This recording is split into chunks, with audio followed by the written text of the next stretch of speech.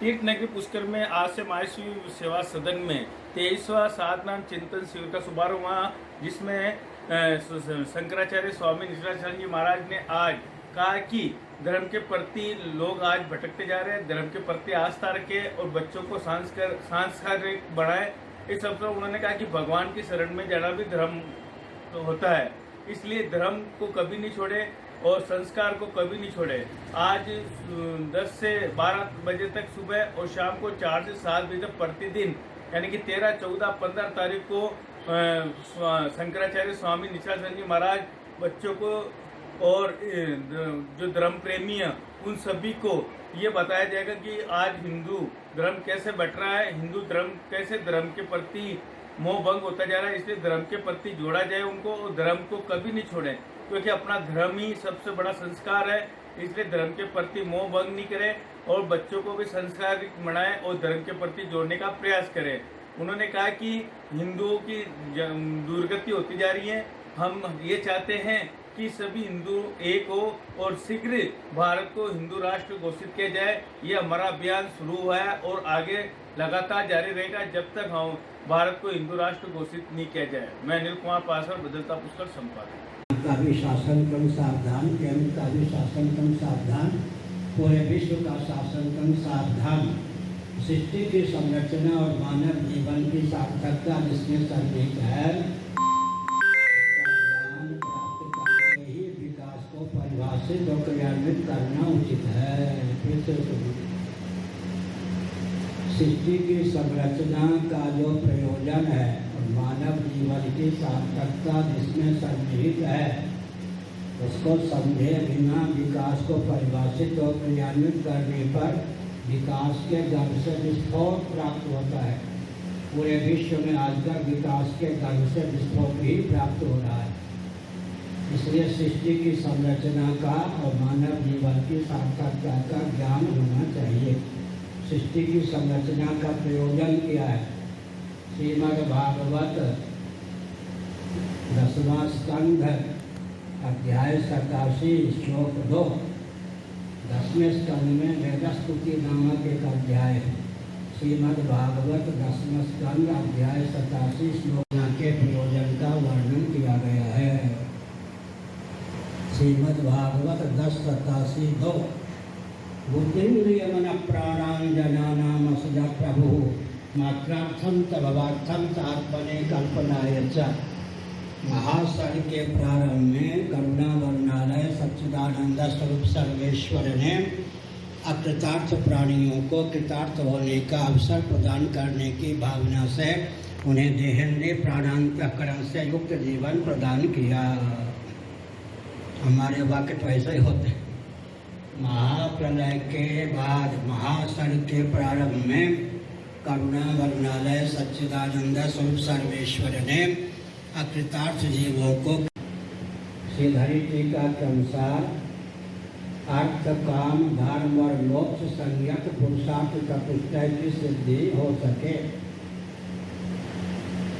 वैशेषिक दर्शन के दूसरे सूत्र ने पुरुषार्थ चतुष्टय को 2 शब्दों में भूमित किया, अभ्युदय और निश्रेयस। इसी को कहते भोग और मोक्ष। भोग के हमने संकेत किया। मोक्ष का अर्थ होता है जन्म और मृत्यु की अनादि अनस्त परंपरा का आत्यंतिक उच्छेद। मृत्यु के गर्भ से पुनर्भव की पुनर्जन्म की प्राप्ति न हो, बन सके तो इस ढंग से देह त्याग करें कि पूरी अष्टक से जीव कला का कैवल्य मोक्ष प्राप्त हुआ होता तो हमारा आपका जन्म ही नहीं होता। हम कोई लीला पूर्वक भगवान श्री रामकृष्ण आदि के समान जन्म लेने वाले नहीं हैं। हमारा जन्म डंके की चोट से हमारी दुर्बलता को सिद्ध करता है कि अनादिकाल से पूर्व शरीर को त्यागते समय तक कदाचित हम कृतार्थ हो गए होते, हमने निहाल होकर देह त्याग किया होता तो हमारा जन्म ही नहीं होता। अंत में यही गीता सर्वो ये साम साम्य स्थितम मनः निर्दोषम समम ब्रह्म तस्मात् ब्रह्मणि ते स्थिताः। श्रीमद् भगवद गीता 5वां अध्याय। उन्होंने जीवन काल में ही पुनर्जन्म सबसे ज़्यादा कठिन हो रहा है। अनात्म वस्तुओं के अनुरूप आत्ममान्यता के कारण हमारा जो मौलिक स्वरूप है, तात्विक स्वरूप है, उस तक हमारा पहुंचना सबसे अधिक कठिन है, दुर्गम है। हमारा गंतव्य हम स्वयं हैं। ऐसा होने पर भी मानी बंधन में आयो अनादिकाल से देहेंद्रिय प्राणांतकरण के अनुरूप आत्ममान्यता को पाले हुए हैं। इस मान्यता का त्याग कर आत्मा को आत्मा के अनुरूप ही जान लें, तब जन्म और मृत्यु के अनादि आदर्श परंपरा का आत्यंतिक उच्छेद हो सकता है। जो कुछ सदोष और विषम है उसी का नाम अनात्मा है। जो कुछ अनात्मा है वह सदोष और विषम अवश्य है। सकल अचित पदार्थों से अनात्मक प्रपंच से मन को कर्षित कर सच्चिदानंद स्वरूप आत्म तत्व में सन्निहित करें। घटाकाश का भी रूप ही महाकाश है, जीवात्मा का भी रूप ही परमात्मा है। इस तथ्य को समझकर आत्मा स्वरूप परमात्मा में, परमात्मा स्वरूप आत्मा में प्रकृति सहित प्रपंच की अध्यक्षता का चंचल निश्चय प्राप्त कर लेने पर व्यक्ति जीवन काल में ही जन्म और मृत्यु की अनादि आदर्श परंपरा पर पानी फेरने में समर्थ होता है। गीता के दूसरे अध्याय में भगवान श्री कृष्ण का एक वचन सन्निहित है। आजकल मैं सभा में कहा करता हूँ, जातः से ध्रुव मृत्यु हो ध्रुवम जन्म मृतस्य च। भौतिकवादी भी इस बात को मानते हैं, जातः से ध्रुव मृत्यु हो, जिसका जन्म हुआ है उसका मरण स्वाभाविक है। अव्यक्तानि भूतानि व्यक्त मध्यानि भारत अव्यक्त निधनानि एव तत्का परिदेवनम। एवं जन्म मृतस्य च। यह वाक्य बहुत जटिल है, अर्थ तो सीधा है, मरे हुए का जन्म सुनिश्चित है, लेकिन बीच में कुछ शब्द लगाना पड़ेगा, अध्याहार करना पड़ेगा।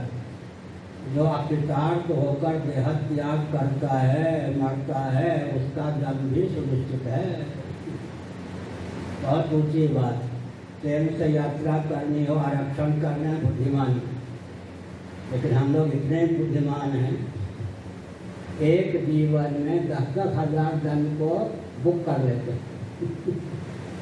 तो बुद्धिमत्ता है या नादानी है? एक जीवन में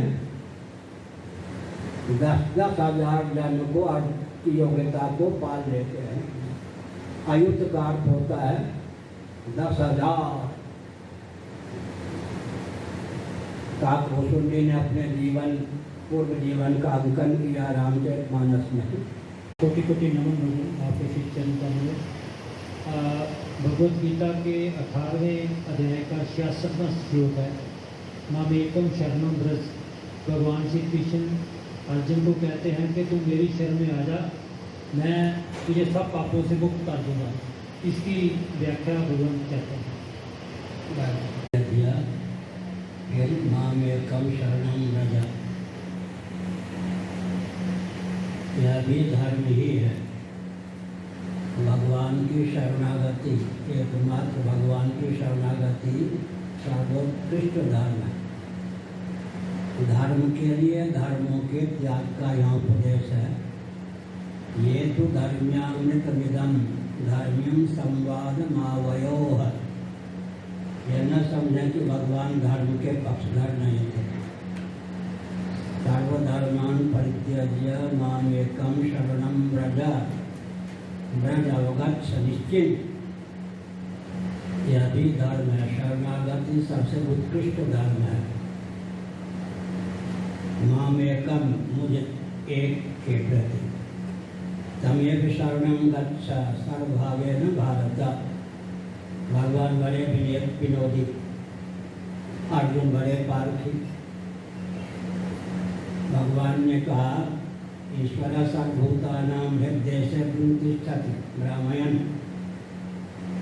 जितने प्राणी हैं सबके हृदय रूप देश में भगवान सर्वांतर्यामी सर्वेश्वर विराजमान है। वही प्राणियों के पुर्यष्टक के सहित जीव कला का भी नियमन करते हैं। उन्हीं के प्रति शरणागत हो जाओ। अर्जुन ने सोचा, हृदय से दुंदी छति, भगवान हृदय में है। कार्यक्रम का शुभारंभ आज से 23वां साधना व राष्ट्र रक्षा शिविर परम पूजनीय गुरुदेव शंकराचार्य निश्चलानंद जी महाराज गोवर्धन पीठ के द्वारा आज से 3 दिवसीय कार्यक्रम शुरू हुआ। इसका प्रातः का सत्र भी चल रहा है 10 से 12 का, जिसमें महाराज जी राष्ट्र धर्म और राष्ट्र रक्षा के बारे में आज भक्तों को और साधकों को बताएंगे कैसे हिंदू धर्म की हम रक्षा करें, हिंदू धर्म कैसे आगे बढ़े। आज हमारी संस्कृति को हम भूल रहे हैं, उस संस्कृति को वापस, जो हमारी संस्कृति उसमें कैसे मीन लेकर हम इसको आगे बढ़ाएं, ताकि हमारे बच्चे भी संस्कारित हो और जो पाश्चात्य संस्कृति और पश्चिमी सभ्यता जो हमारे देश के अंदर घर कर रही है उसको हम दूर करने का प्रयास करें। आपका नाम? सत्यनारायण बंसाली, कार्यक्रम संयोजक। तीर्थ नगरी पुष्कर में हमारे शंकराचार्य जी निश्चलाचंद जी महाराज का भव्य कार्यक्रम यहाँ हो रहा है 13, 14, 15 को। पुष्कर वासियों से निवेदन है कि अधिक से अधिक धर्म लाभ लेवे। हमें बहुत बड़ा सौभाग्य मिला कि हमारे शंकराचार्य जी आज पुष्कर में 4 दिन का प्रवास कर रहे हैं, तो इसलिए सभी धर्म प्रेमी बंधु पुष्कराज में पधारे। मैसवी भवन में सुबह प्रातः 10 से 12 और शाम को 4 से 6 तक इनका धार्मिक कार्यक्रम आयोजित होता है। आपका नाम? अरुण कुमार पारासी।